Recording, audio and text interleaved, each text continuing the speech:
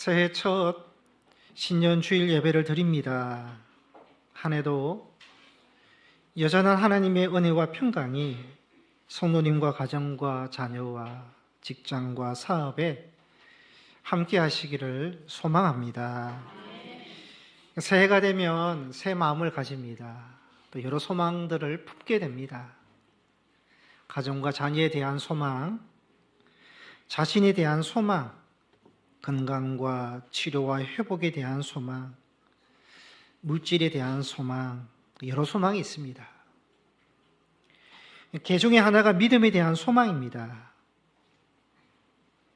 한 해 동안 믿음이 더 좋아지고 더 강하고 성장하고 싶은 소망이 있습니다.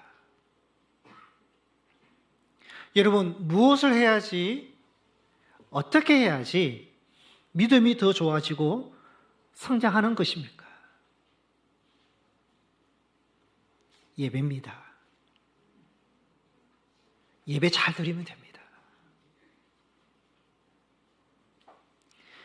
어떤 사람과 친밀한 관계와 사귐이 있으려면요, 세 가지 공식이 있습니다. 첫째 공식은 만나야 됩니다.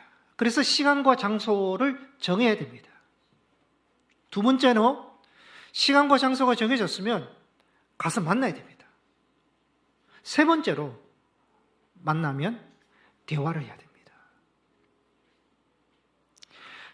이것이 한두 번 만남으로 끝나지 않고 이런 만남이 반복이 되면 그러면 서로 알아가게 되고 신뢰하게 되고 관계와 사귐이 깊어집니다.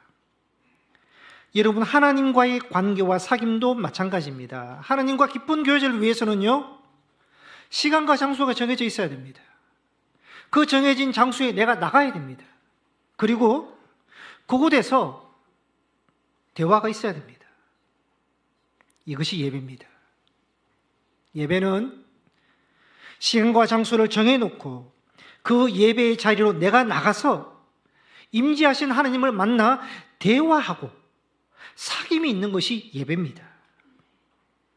이 예배가 일회성이 아니라 매주일 계속 반복이 될 때 만남과 대화를 통해서 믿음이 깊어지고 성장하게 되고 하나님과 관계도 친밀해지는 것입니다.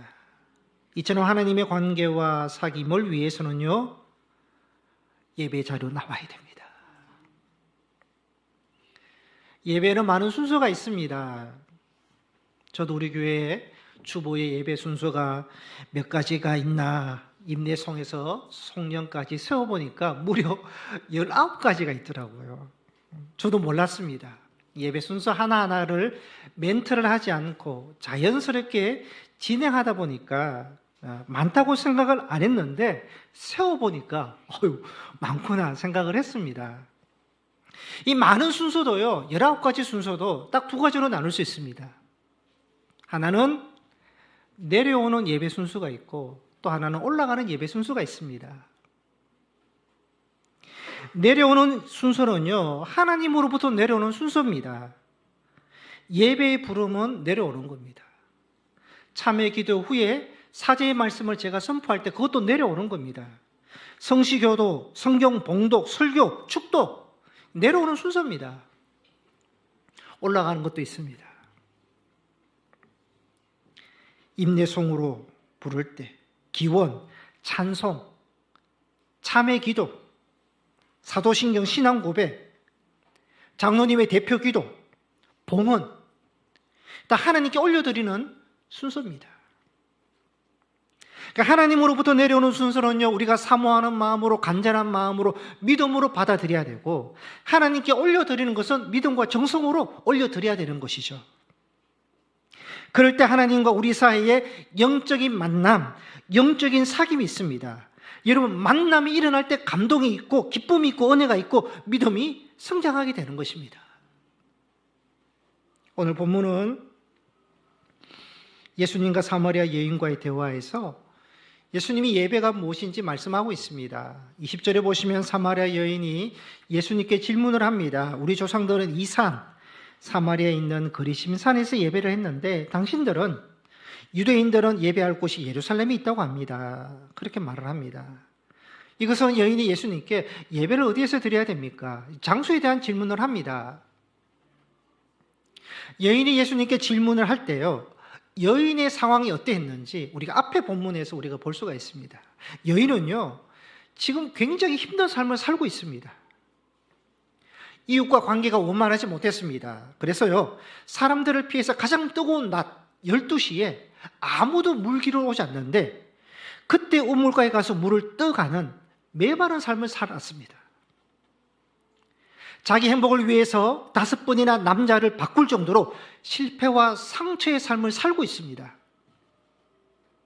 예수님께 목마르지 않는 영원한 생수를 갈망할 정도로 영적으로 공허한 삶을 살고 있습니다. 여인은요, 자기의 외로운 삶, 공허한 삶, 실패한 삶, 메마른 삶, 이 삶에서 벗어나고 싶어서 예배를 드려왔습니다. 그래서 사마리아인들이 드리는 그리심산에서 예배를 드려왔는데 문제는 만족이 없는 겁니다. 뭐가 문제일까? 이 그리심산에서 예배를 드려왔는데 왜 만족이 없을까? 그러면 유대인들이 드리는 예루살렘 성전에 가서 드리면 해결이 될까? 만족이 있을까? 회복이 될까? 궁금했습니다. 그래서 예수가 선지자인 줄 알고 예수님께 질문하는 것이죠. 어디에서 예배를 드려야 됩니까? 여인은 지금 어떤 면에서는 딱한 여인입니다. 공허합니다. 메마른 삶을 살아가고 있습니다. 그럼에도 불구하고 이 여인에게 좋은 점은 무엇이 있습니까? 자기에게 가장 필요한 것이 예배인 줄 알고요, 예배를 통해서 자기 삶이 위로받고 회복됐기를 원해서 예배를 찾고 있습니다. 예배를 사모하고 있습니다. 이것이 여인에게 좋은 점입니다. 여인의 믿음은 어떤 믿음인가? 예배가 자신의 영혼과 메마름을 채워줄 것으로 믿었고요, 자기의 문제의 해결이 예배에 있다는 것을 알고요, 예배를 찾고 있다는 것입니다. 여러분, 우리도 여인과 같은 예배에 대한 믿음이 있어야 됩니다.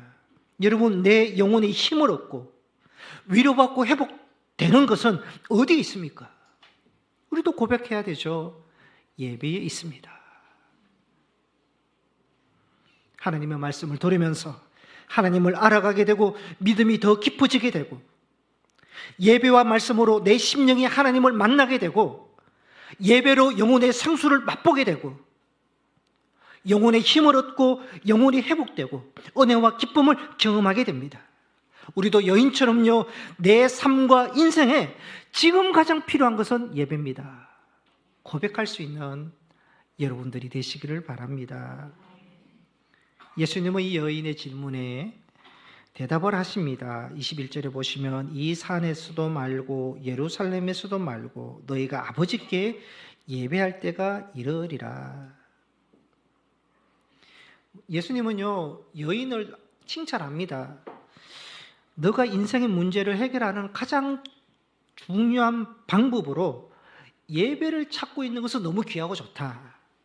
하지만 오해하는 것이 있다.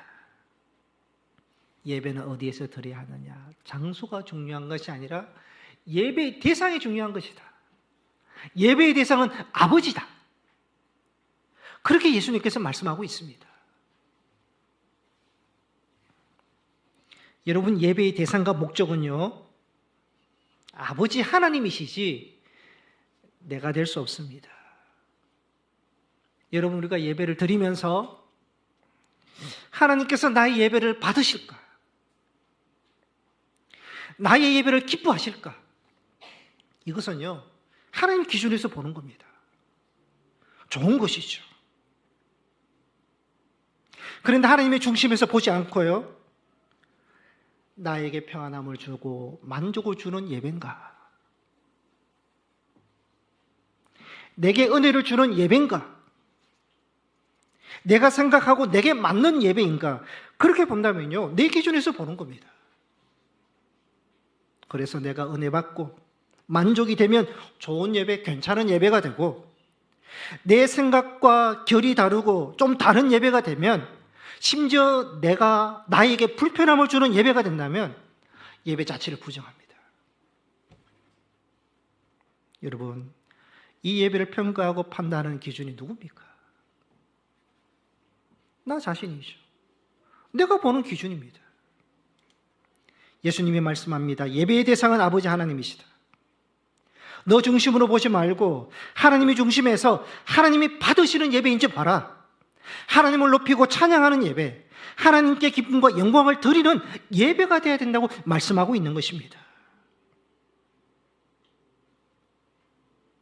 예수님은 예배의 대상을 말씀하시면서 하나님을 아버지라 했습니다. 여러분, 아버지라 부를 수 있는 것은요, 하나님의 자녀라는 것입니다. 예배는 하나님의 자녀들이 나를 구원하신 아버지 하나님께 드리는 것이 예배입니다. 구약에서는 하나님을 아버지라 부르지 않았습니다.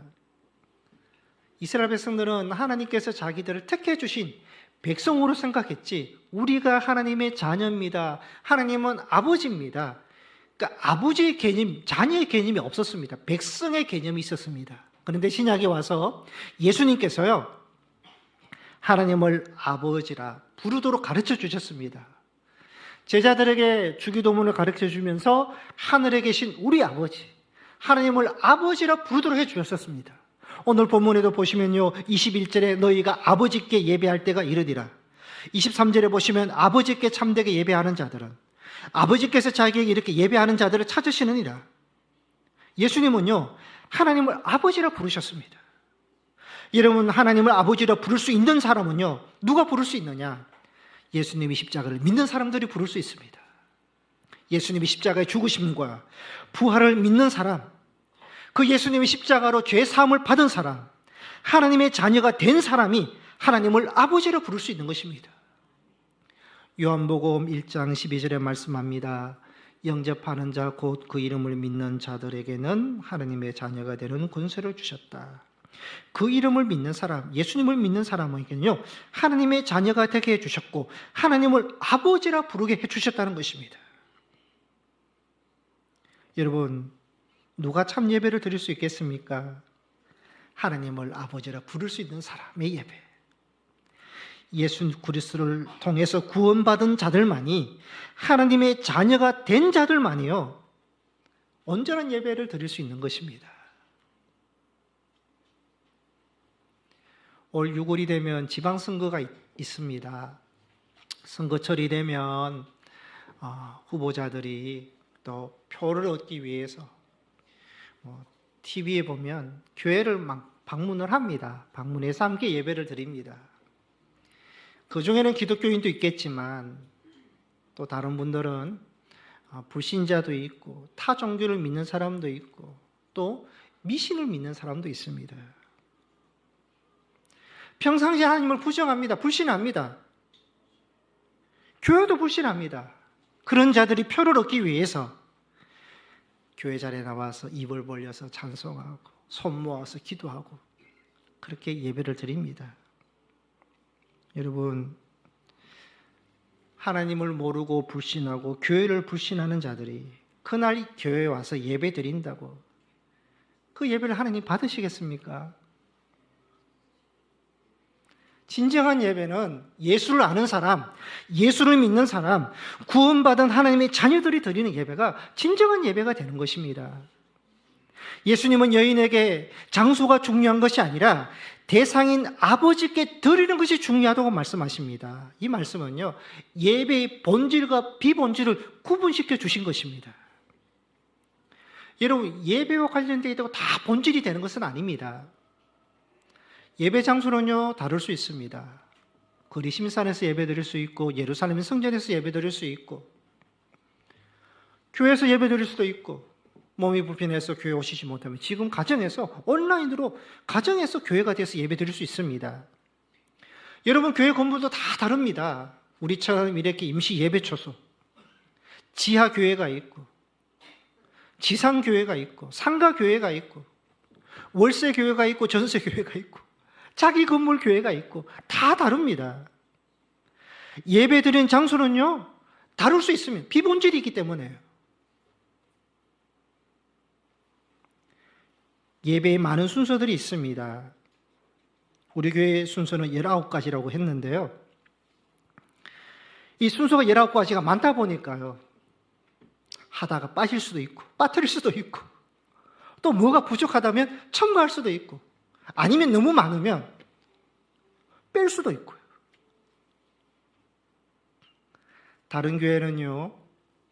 참회 기도가 없는 예배 순서도 있고요. 또 성실교독 안 하는 교회도 있습니다. 다 똑같지 않습니다.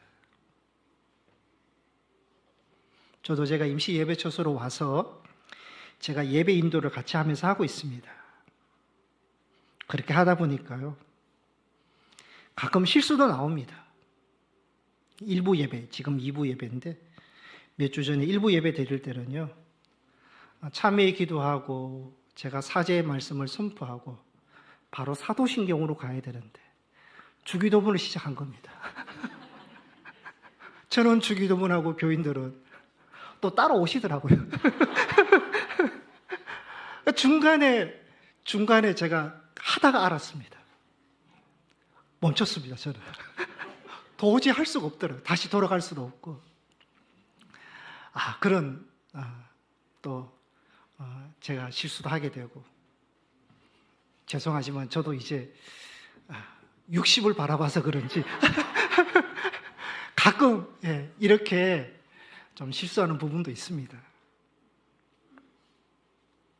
정교에서는요, 제가 부임하고 일부 예배, 그때 7시 한 100명도 안 모이는 일부 예배 때, 제가 얼마나 용기 있게 사도신경을 시작을 하다가 끝나기는 주기도문으로 끝냈습니다. 사도신경으로 시작했는데 보지를 않으니까 제가 자신 있게 한다는 게 제가 너무 잘하려고 했던지 끝날 때는 주기도문으로 끝이 나더라고요. 그런 일도 제가 했습니다. 웃음으로 받아주셔서 감사하고요. 이 비본질입니다. 비본질이니까요. 첨가할 수도 있고 뺄 수도 있고 빠질 수도 있고 빠뜨릴 수도 있고요. 그러나 여러분, 예배의 본질은요, 대상은 아버지 하나님이시다. 이건 변함이 없는 겁니다. 이 본질은 바꾸어서도 안 되고 바뀔 수도 없는 것입니다. 또 하나 예배의 본질이 뭐냐? 여러분, 이 예배드린 이 자리에 성령 하나님이 임재하신다는 것은 예배의 본질입니다. 예배는요, 예배하는 우리들만의 모임이 아닙니다. 예배의 대상인 아버지 하나님께서 이 예배의 자리에 임재하신다. 이것이 예배의 본질입니다. 여러분, 우리 예배를 하나님께 저 천국에서 거기서 받으시는 것이 아닙니다. 성령 하나님께서 이 자리에 임재하시고 우리의 심령 안에 임재하셔서 예배를 받으시는 것입니다. 성령님께서 예배에 오셔서요, 그래서 우리의 하나님 말씀을 들려지게 해주시고요, 마음 흐트리지 않고 하나님께 집중할 수 있도록 성령님께서 붙잡아 주시고 우리의 심령을 어루만져 주시고 위로해 주시고 교제해 주시고 은혜와 기쁨을 주시는 것입니다. 예배의 본질은 뭐냐? 이 자리에 성령 하나님이 임재하신다. 이것은 바뀌지 않습니다. 이 고백을 우리가 해야 되는 것입니다. 여러분, 사람만 있어도 우리 말과 행동이 달라집니다. 사람만 앞에 있어도요.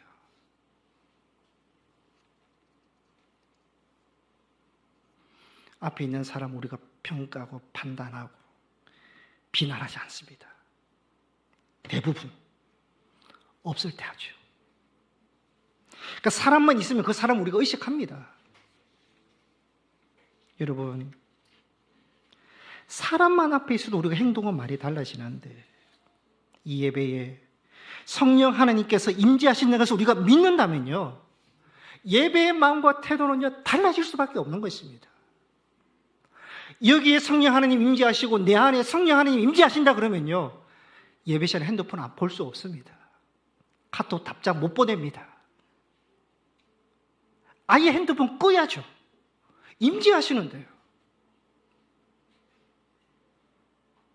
우리는 예배 드릴 때 성령 하나님께서 임재하신다, 이 분명한 신앙의 고백을 가지고 예배에 우리가 드려야 됩니다.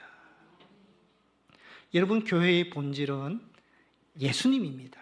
예수님이 교회의 몸이시고 머리가 되시고 교회는 예수님이 주인이 되시고 교회의 사역은 예수님의 사역을 쫓아가는 사역이 되어야 됩니다.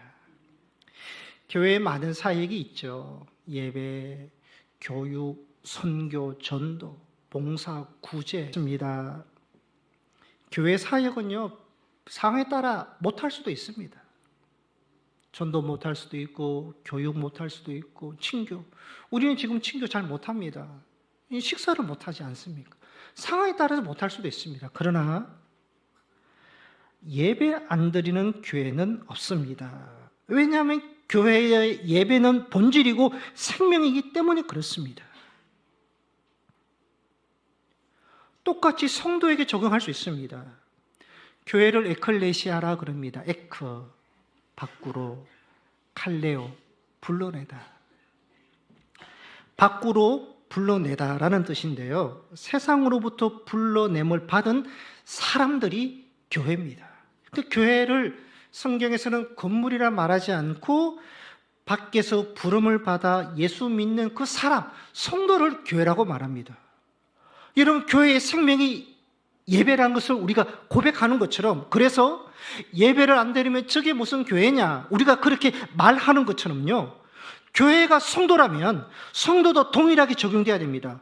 예배 안 드리는 성도는 성도라 말할 수 있겠습니까? 교회의 존재 목적과 본질이 예배가 돼야 되고, 성도의 존재 목적과 본질도 예배가 돼야 됩니다. 이 본질을 잃어버리고 그냥 회의에 참석하고 원래에 참석하고 교육하고 봉사한다면요, 비본질을 쫓아가는 겁니다. 내가 비본질을 하면서 내가 본질을 하고 있다고 착각해서 안 됩니다. 본질 아닙니다.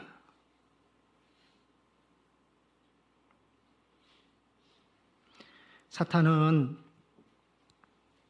성도의 믿음을 무너뜨리기 위해서, 빼앗기 위해서 계속해서 예배 드리지 못할 이유를 계속해서 만들어냅니다. 너가 그러한 실패와 어려움을 당하고도 믿음 지켜가려고 하느냐? 그런 상처와 미움을 받고도 너 어떻게 믿음 지켜가려고 하느냐? 너는 부끄러움도 없고 자존심도 없느냐? 사탄은요, 믿는 자들에게 계속 유혹하고 문제와 상황만을 보게 하고 믿음 생활하지 못하고 예배 드리지 못하도록 계속 이유를 만들어냅니다. 비본질적인 것을 보게 하고 그것을 확대시켜서 본질을 보지 못하게 합니다. 예배, 믿음, 예수를 보지 못하게 하는 것입니다. 성도는요, 비본질 때문에 본질이 흔들려서는 안 됩니다. 예수를 보고 믿음 붙들고 예배에 충실하는, 본질에 충실하는 성도가 되어야 됩니다. 그럴 때 비본질 것 때문에 끌려다니지 않게 되는 것입니다. 예배는 교회의 생명이듯이 예배는 성도와 나에게 생명이고 본질이다. 이것을 붙들고 빼앗겨서는 안 된다는 것입니다. 예수님은 여인에게 예배의 대상에 대해서 말씀하시면서 계속해서 이어서 예배의 자세에 대해서도 말씀하십니다. 23절에 보시면 영과 진리로, 24절에도 영과 진리로 그렇게 말씀을 하셨습니다. 영은 영어 성경에 in spirit, 성령 안에 있습니다. 성령의 인도함을 받아서 예배를 드려야 한다. 왜 영으로 드려야 되는지 24절에 말씀합니다. 하나님이 영이시니까. 너는 육체를 가진 사람으로서 영이신 하나님께 너가 어떻게 예배를 드릴 수 있느냐? 영으로, 성령의 도우심으로 성령 안에서 예배를 드려야 된다. 그렇게 말씀하고 있습니다. 고린도전서 12장 3절에 보시면 하나님의 영으로 말한 자는 누구든지 예수를 저주할 자가 하지 아니하고 성령으로 아니하고는 누구든지 예수를 주시라 할 수 없느니라 말씀합니다. 예수를 믿고 구주로 고백하는 것, 사람의 이성과 지식으로 하는 것이 아니라 성령으로, 성령이 아니고는 어렵다. 성령께서 도와주시고 성령께서 알게 해주시고 깨닫게 해주시고 믿게 해주시고 고백하게 하시는다. 그래서 성령을 통해서 믿을 수 있고 고백할 수 있다고 말씀합니다. 여러분, 예배도 마찬가지입니다. 영이신 하나님께 육을 가진 우리가 예배를 드리기 위해서는 성령의 도우심이 있어야 된다. 찬양할 때도 성령의 도우심, 여러분 기도도 성령의 도우심, 예배에 우리의 주께 집중할 수 있는 것도 성령의 도우심을 받으라는 것입니다. 여러분, 설교자도 마찬가지입니다. 설교를 하나님 말씀을 전합니다. 설교자도 성령의 도움을 받아야 되죠. 말씀을 전하려면 본문을 정해야 됩니다. 본문을 정할 때도 성령의 도움을 받아야 되고요. 그 본문 가지고 30분 말씀을 전해야 됩니다. 30분을 준비하는 수 있는 지혜도 성령을 구해야 되고요. 준비했더라도 또 전달할 때도 성령의 도움을 받아야 됩니다. 설교자에게 성령이 빠지면, 성령의 도우심이 없으면 설교는 무너지는 겁니다. 여러분, 오늘 말씀을 듣고 예배에 참여한 성도님도 마찬가지입니다. 여러분, 우리의 의지와 지식으로 이 자리에 예배에 드리는 것이 아닙니다. 성령의 도우심을 받아야 됩니다. 여러분, 지금 설교를 무엇으로 듣습니까? 귀로 듣습니다. 육체의 귀로 듣습니다. 그러나 마음은 열린 마음으로 들으시겠죠. 닫힌 마음이면 저희 설교도 들을 수 없으니까 열린 마음을 가지고 저희의 설교를 지금 육체의 귀를 가지고 들으십니다. 그러면서 끄떡끄떡 하실 것입니다. 여러분, 이렇게 끝나는 것 아닙니다. 그 설교가요, 그냥 내 귀, 내게 들리는 그곳으로 끝나지 않고 이 설교가 내 영혼까지 내려오고 내 심령까지 와닿게 하려면 성령의 도우심을 받아야 되는 것입니다. 성령님께서 하나님의 말씀을 우리의 심령까지 전달해서 그 하나님의 말씀이 내 영혼의 양식이 되고 내 영적인 힘이 되고 능력이 되고 영적 생수가 되기 위해서는 성령의 도움을 받아야 한다는 것입니다. 그럴 때 하나님과 만남이 있고 사귐이 있고 우리의 믿음이 자라게 되는 것입니다. 예수님은 영과 진리로 예배를 드리라. 영어로는 인트루스입니다. 진리 안에서, 말씀 안에서, 말씀의 근거에서 예배 드리라 합니다. 요한복음 1장 17절에 보시면 율법은 모세로 말미암아 주어진 것이요 은혜와 진리는 예수 그리스도로 말미암아 온 것이라 말씀합니다. 은혜와 진리는 예수 그리스도로 말미암는다. 예수를 믿으면 주님이 주시는 은혜가 있고 진리, 말씀이 있고 그 말씀, 그 진리로 예배를 드리게 된다는 것입니다. 여러분, 올바른 예배는요, 이 두 가지 영과 진리가 잘 조화롭게 그렇게 이루어져 가야 됩니다. 여러분, 영으로 예배 드릴 때 영적인 감동이 있고 기쁨이 있고 은혜가 있고 또 감격이 있습니다.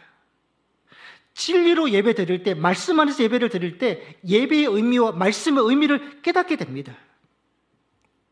영 없고 진리만 드리면요, 감동이 없으니까 딱딱한 예배가 됩니다. 영혼이 있는데 진리가 없으면요, 너무 감정 휩쓸리는 미신적인 예배가 될 수도 있습니다. 그래서 영으로 예배 드려서 영적인 감동과 감격과 은혜와 기쁨이 되는 예배가 되어야 되고, 진리로 예배를 드려서 말씀의 의미를 깨닫고 그 말씀을 붙잡고 치우치지 않고 넘어지지 않고 말씀이 우리를 붙잡아주는 예배가 되어야 하는 것입니다. 여러분, 우리가 드리는 이 예배의 자리에서 영적으로 하나님의 말씀이 내 영혼 깊은 끝까지 와닿게 하시고 감동을 주시고 감격을 주시면요, 그 예배의 자리를 사모하게 되어 있습니다. 그 자리가 너무 중요합니다. 우리는 사람 만나고 싶어도요, 장소와 거리 상관없이 찾아갑니다. 사람만 그렇습니까? 맛있는 음식점도요, 전망 좋은 카페도요, 먼 거리 마다하지 않고 찾아갑니다. 좋으니까, 맛이 있으니까 찾아가는 겁니다. 저는 우리 교회 예배가 그러한 곳이 되었으면 합니다. 임시 예배 초소이지만 이곳 이 예배에 성령 하나님이 임재하시고 예배를 통해서 여러분들이 주님을 만나고 영혼의 힘을 얻고 영적 생수를 맛보고 영적 감동과 기쁨이 있어서 이 예배, 이 성전을 사모하고 갈망하게 되고 기다리게 되는 그런 교회가 되고 예배가 되기를 소망합니다. 우리 교회가, 우리 예배가 그러한 예배가 되면서 이 예배를 경험할 수 있는 성도님들이 되시기를 바랍니다. 이 요한복음 4장은요, 예수님과 사마리아 여인과의 대화 내용이 줄곧 나오는데 전체 두 가지 주제입니다. 하나는 영적 생수에 대한 주제입니다. 이 여인이 예수님에게 앞에 내용에 보면요, 주여 그런 물을 내게 주사 목마르지도 않고 또 기르러 오지도 않게 주옵소서. 첫 번째 주제는 영혼이 목마르지 않는 영적 생수가 주제고, 두 번째 주제는 오늘 본문 예배에 대한 주제입니다. 이 두 주제가요 서로 연결되어 있습니다. 영원한 생수는 어떻게 얻을 수 있느냐? 예배를 통해서 얻을 수 있다라는 것입니다. 물론 영원한 생수는 하나님 나라에 있습니다. 하나님 나라 갔을 때 영원한 생수를 우리가 얻을 수 있고 누릴 수 있습니다. 그러나 그 하나님 나라에서 얻는 영원한 생수를 이 땅에서 어디에서 맛볼 수 있느냐? 예배입니다. 예배를 통해서 우리의 영혼이 살아나고 회복이 되고 영원한 생수를 얻을 수 있고 맛볼 수 있게 되는 것입니다. 예배를 통해서 이러한 은혜를 경험하는 우리 성도님들이 되시기를 소망합니다. 말씀을 요약하겠습니다. 여러분, 예배는 나에게 무엇입니까? 영적으로 하나님을 만나게 하고 내 믿음이 계속 성장하고 자라게 하는 것이 예배입니다. 예배는 영원한 생수를 경험하게 합니다. 하나님 나라가 어떤 곳인지 맛보게 합니다. 예배는요, 하나님을 닮아가게 합니다. 세상에서 그리스도인으로 살아갈 수 있는 영적인 힘을 얻습니다. 영적 정쟁에서 이기게 해주는 것이 예배입니다. 성도 여러분, 신년 첫 주일 예배를 드리면서 올 한 해도 하나님이 찾으시는 참 예배자가 되시기를 바랍니다. 한 해 동안 예배의 은혜, 예배의 기쁨과 축복을 많이 경험하시는 성도님들이 되시기를 축복합니다. 기도하시겠습니다.